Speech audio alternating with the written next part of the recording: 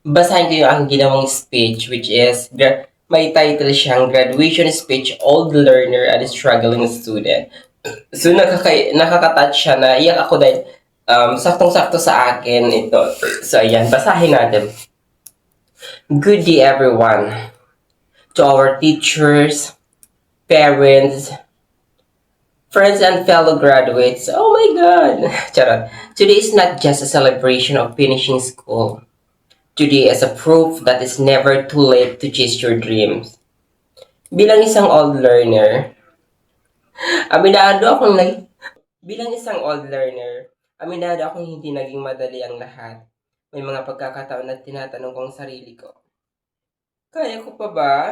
Hindi na, hindi na ba ako huli? Habang ang iba mas bata, mas mabilis matuto, mas fresh ang energy. Ako dala ko ang pagod, responsibilidad, at minsan pati insecurities. Pero alam nyo kung ano ang natutunan ko.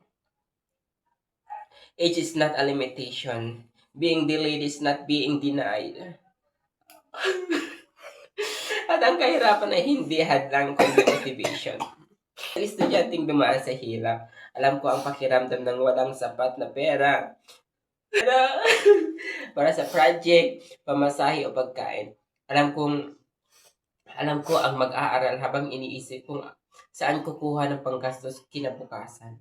Alam ko ang magpuyat hindi lang dahil sa assignments, kundi dahil sa problema. Pero nandito ako ngayon. Hindi dahil madali, hindi dahil may privilege, kundi dahil pinili kong hindi sumuko. To my fellow graduates, lalo na sa tulad kong late na nag-start o na-delay, tandaan nyo, hindi karera ang buhay. Hindi ito paunahan. Ang mahalaga, umuusad ka kahit mabagal. Sa mga estudyanteng nahihirapan ngayon, gusto kong sabihin sa inyo, your struggle does not define your future. Your current situation is not your final destination.